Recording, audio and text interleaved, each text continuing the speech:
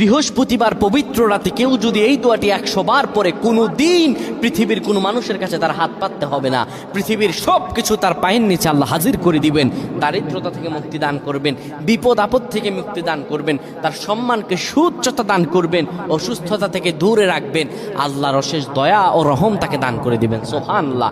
বৃহস্পতিবার রাত এটি গুরুত্বপূর্ণ রাত। এই রাত সপ্তাহে একদিন আসে।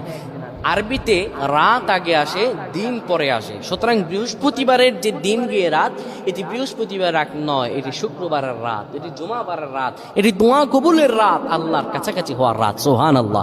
এই বৃহস্পতিবার রাত আল্লাহ তাআলা বান্দার দোয়া কবুল করেন।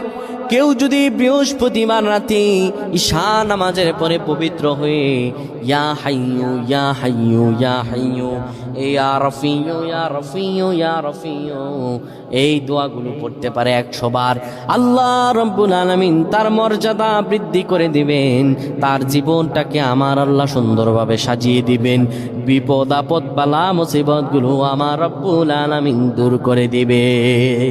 আল্লাহুম্মা আমিন বলেন।